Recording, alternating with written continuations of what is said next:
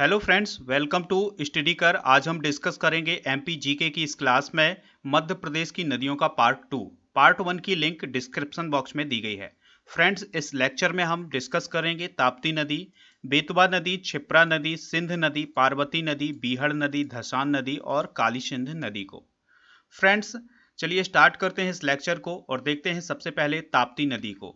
Friends, Tapti नदी मध्य प्रदेश के बैतूल जिले के मुल्ताई नामक नगर के पास 762 मीटर ऊंची पहाड़ी से निकलती है। फ्रेंड्स, आपसे क्वेश्चन पूछा जा सकता है कि ताप्ती नदी किस जिले से निकलती है, तो बैतूल जिले से निकलती है। फ्रेंड्स, ताप्ती नदी को महाभारत में सूर्य भगवान की पुत्री यानी सूर्य पुत्री कहा गया है। ताप्ती नदी की कुल लंबाई 724 किलोमीटर है, लेकिन मध्य प्रदेश में इसकी लंबाई 322 किलोमीटर है। फ्रेंड्स, ताप्ती नदी गुजरात में सूरत के निकट खंबात की खाड़ी में गिरती है। फ्रेंड्स, ताप्ती नदी बैतूल जिले के मुल्ताई नामक स्थान से निकलती है और गिरती कहाँ है? गुजरात में सूरत के पास खंबात की खाड़ी में। फ्रेंड्स, ताप्ती नदी एस्चुरी या ज्वार नद मुख का निर्माण करती है।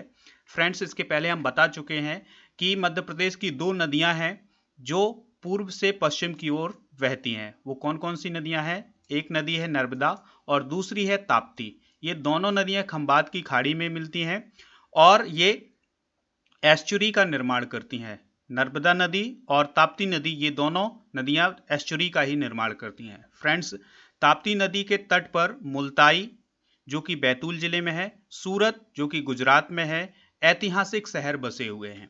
फ्रेंड्स, ताप्ती नदी पर महाराष्ट्र और मध्य प्रदेश की संयुक्त परियोजना है जिसे अपर और लोअर ताप्ती परियोजना कहा जाता है। फ्रेंड्स, ताप्ती नदी की कुछ सहायक नदियां हैं, उनके नाम भी हम जान लेते हैं। पूर्णा, बाहुद, गिरना, बोरी, पंचरा और सिवा, ये ताप्ती नदी की सहायक नदियां हैं। फ्रेंड्स, अब हम बात करते हैं बेतवा नदी की।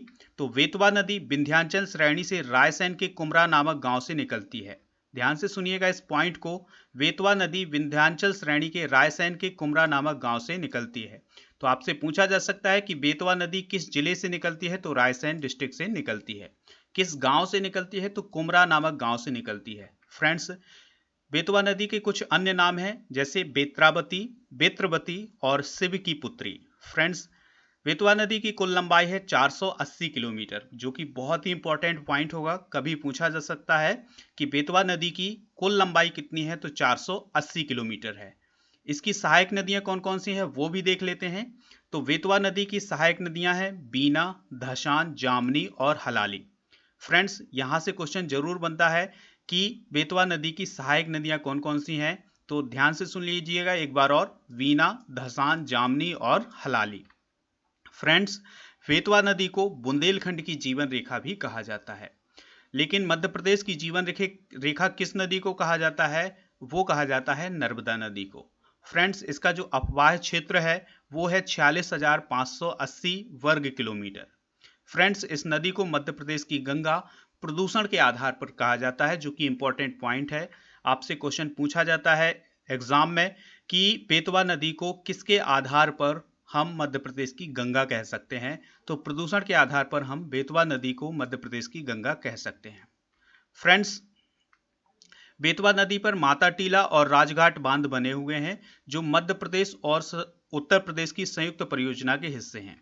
फ्रेंड्स, जो दो बांध हैं, माता टीला और राजघाट बांध, ये मध्य प्रदेश और उत्तर प्रदेश की संयुक्त परियोजना के साथ बने हुए हैं जो कि बेतवा नदी पर हैं।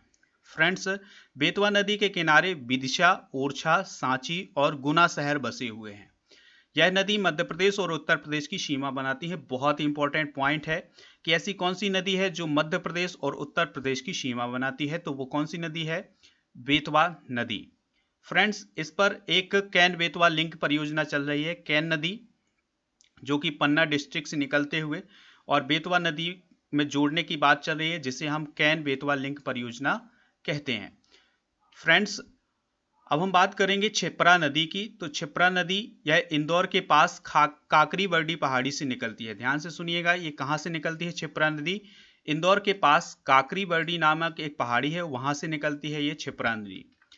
यह नदी देवास, उज्जैन, रतलाम और मंदसौर से बहते हुए कोटा राजस्थान में चंबल नदी से मिल जाती है। फ्रेंड्स, क्षिप्रा नदी चंबल नदी की सहायक नदी है जो कि कोटा राजस्थान में मिलती है।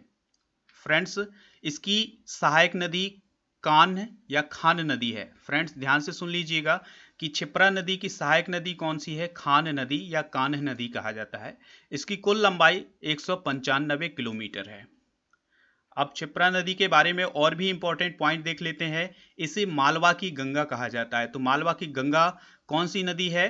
क्षिप्रा नदी। फ्रेंड्स, इधर पर देखिएगा कि ये मालवा का क्षेत्र है और यहीं से ये इंदौर से निकलती है। कौन सी नदी? क्षिप्रा नदी। तो इसलिए इसे मालवा की गंगा कहा जाता है। फ्रेंड्स, इसके कुछ अन्य नाम हैं, जैसे पूर्ण सलीला, पापहारिणी, अवंती और सोमवती। ध्यान से सुन लीजिएगा, ये नाम आपके एग्जाम में पूछे जाते हैं। क्षिप्रा नदी के अन्य नाम कौन कौन से हैं? पूर्ण सलीला, पापहारिणी, अवंती और सोमवती। फ्रेंड्स, उज्जैन में कुंभ का मेला क्षिप्रा नदी के किनारे ही लगता है। हर साल, हर 12 वर्ष में क्षिप्रा नदी के पास उज्जैन में कुंभ का मेला लगता है और ज्योतिर्लिंग महाकालेश्वर क्षिप्रा नदी के तट पर ही स्थित है। फ्रेंड्स, अब हम बात करेंगे सिंध नदी की। तो सिंध नदी विदिशा में सिरोंज से निकलती है। कहाँ से निकलती है? सिरोंज से निकलती है और यह चंबल नदी की सहायक नदी है। सिंध नदी चंबल नदी की सहायक नदी है और विदिशा में सिरोंज से निकलती है। तो आपसे क्वेश्चन पूछा जा सकता है कि सिंध नदी किस डिस्ट्रिक्ट से निकलती है? तो विदिशा डिस्ट्रिक्ट से निकलती है। फ्रेंड्स, अगर हम बात करें क्षिप्रा नदी की, तो यह पालपुर कूनो राष्ट्रीय उद्यान से बहती है। तो बहुत ही इंपॉर्टेंट पॉइंट है कि पालपुर कूनो राष्ट्रीय उद्यान से बहती है कौन सी नदी? सिंध नदी। फ्रेंड्स, आपको बताना है कमेंट बॉक्स में कि पालपुर कूनो राष्ट्रीय उद्यान कहाँ स्थित है, किस डिस्ट्रिक्ट में स्थित है, ये आप हमें बताएंगे कमेंट बॉक्स में। फ्रेंड्स, गुना अशोकनगर जिले के मध्य से गुजरती है। जो सिंध नदी है, ये गुना और अशोकनगर जिले के मध्य से गुजरती है। फ्रेंड्स, उत्तर पूर्व की ओर बहते हुए यह गुना, अशोकनगर, शिवपुरी, दतिया, ग्वालियर, भिंड जिलों से होते हुए उत्तर प्रदेश में इटावा जिले में चंबल नदी के बाद यमुना से मिल जाती है। फ्रेंड्स, चंबल नदी भी यमुना से मिलती है और इसके बाद सिंध नदी भी उसके बाद, मतलब पहले चंबल नदी मिलती है, फिर उसके बाद कौन सी नदी मिलती है? सिंध नदी यमुना नदी से मिलती है इटावा के पास। फ्रेंड्स, सिंध नदी के बारे में कुछ और इंपॉर्टेंट पॉइंट है। इसकी कुल लंबाई है 770 किलोमीटर, जबकि मध्य प्रदेश में इसकी लंबाई है 761 किलोमीटर। फ्रेंड्स, सिंध की सहायक नदियां कौन कौन सी हैं? पाहुज, क्वारी, माहौर और पार्वती। फ्रेंड्स, अब हम बात करते हैं पार्वती नदी की। तो पार्वती नदी सीहोर जिले से निकलकर चंबल में मिल जाती है कोटा के पास। यानी जो पार्वती नदी है, ये कोटा के पास चंबल नदी में मिल जाती है। यानी पार्वती नदी चंबल नदी की सहायक नदी है। पार्वती नदी की कुछ सहायक नदियां हैं, वो देख लेते हैं। अंधेरी, वर्नी, वैथली और बिलास। ध्यान से सुनिएगा इन नदियों के नाम। अंधेरी, वर्नी, वैथली और बिलास ये पार्वती नदी की सहायक नदियां हैं। फ्रेंड्स, पार्वती नदी को पारा नाम से भी जाना जाता है। बीहड़ नदी की बात करते हैं तो यह रीवा पठार से निकलकर टॉन्स में मिल जाती है। टॉन्स जो कि सतना डिस्ट्रिक्ट में बहती है। ध्यान से सुनिएगा, इसको देख लीजिएगा। ये यहाँ रीवा से निकलती है और ये किस में मिल जाती है? टॉन्स में, जो कि सतना में बहती है।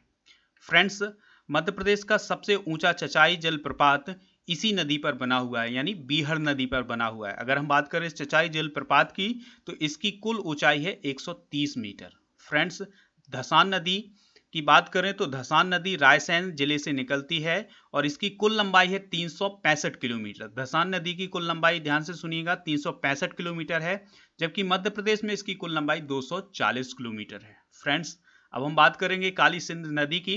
तो काली सिंध नदी मध्य प्रदेश के देवास जिले में बागली नामक गांव से निकलती है। फ्रेंड्स, किस गांव से निकलती है? बागली नामक गांव से निकलती है काली सिंध नदी। फ्रेंड्स, काली सिंध नदी देवास, शाजापुर, राजगढ़ से गुजरते हुए राजस्थान के झालावाड़ में कोटा जिले से बहती हुई चंबल नदी में मिल जाती है। तो एक बात और ध्यान से सुनिएगा कि काली सिंध नदी चंबल नदी की सहायक नदी है, जो कि राजस्थान में मिलती है।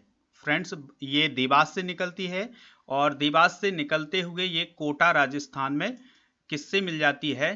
चंबल नदी से। फ्रेंड्स, काली सिंध नदी की कुल लंबाई 461 किलोमीटर है एवं मध्य प्रदेश में इसकी लंबाई कुल 150 किलोमीटर है। फ्रेंड्स, यह चंबल नदी की सहायक नदी है, यह हम पहले डिस्कस कर चुके हैं। अब हम बात करेंगे कुंवारी नदी की।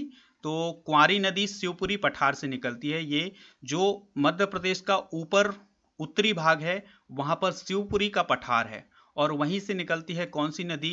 कुंवारी नदी। कुंवारी नदी चंबल के समांतर बहते हुए भिंड जिले में सिंध से मिल जाती है। फ्रेंड्स, जो कुंवारी नदी है वो सिंध की सहायक नदी है जो कि भिंड जिले में मिलती है। शिवपुरी के पठार से निकलते हुए ये कहाँ पर मिल जाती है? किस नदी से मिलती है?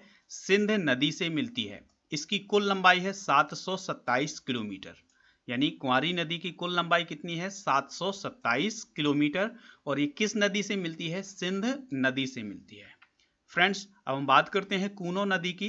तो कूनो नदी शिवपुरी के पठार से निकलती है, मतलब कूनो नदी भी शिवपुरी के पठार से ही निकलती है और यह नदी 180 किलोमीटर उत्तर में मुरैना तक बहती है। फ्रेंड्स, यह शिवपुरी के पठार से निकलकर कुल 180 किलोमीटर ही बहती है और मुरैना तक बहती है। फ्रेंड्स, अगर आपको ये लेक्चर पसंद आया है तो लाइक करें, सब्सक्राइब कर लें इस चैनल को और दोस्तों के साथ शेयर जरूर करें। मिलते हैं नेक्स्ट लेक्चर में। जय हिंद।